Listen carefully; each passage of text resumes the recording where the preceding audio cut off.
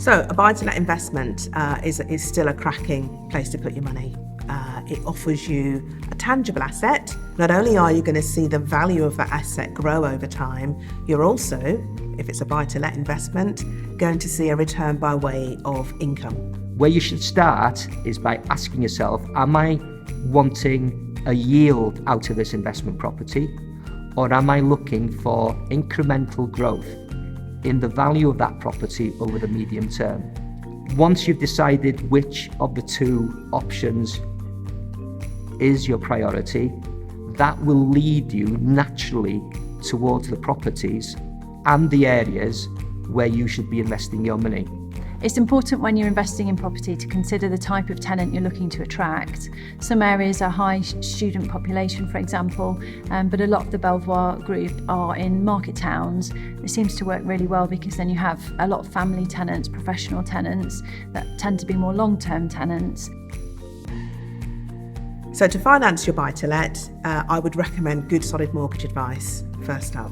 And then you're going to be able to find out what products are available on the market, and also to make sure that what you invest is affordable. It's really important that you get good tax advice so that you know that you are structuring any investments to be as effective as possible. So as with all investments, buy-to-let does come with some risks. You have the risk of the property not being let, so there's a void period there that you're going to need to cover. There's also repairs and maintenance, so if the boiler goes, that's going to eat into your investment. And in addition, you could find that the tenant doesn't necessarily take care of that property, and you end up with a tenant in situ who's potentially not paying the right level of rent. A good agent will make sure that that tenant can afford the rent that we're asking.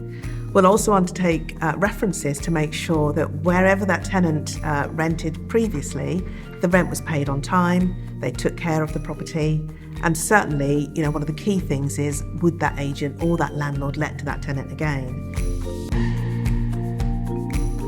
I think the amount of legislation that's coming in the UK around leasing properties, especially around the safety aspects and the certificates that you have to have, that alone is gold. That's really what a letting agent is there for, but the inspections, but we're also trained into how to speak to tenants, how to speak with people. A lot of tenancies are lasting a long time now, so you really have to understand what that relationship is going to be like between the landlord, the agent and the tenant, to make sure that you haven't given yourself any additional headaches that could be avoided just simply by meeting by the agent, knowing that the agents meet the tenants.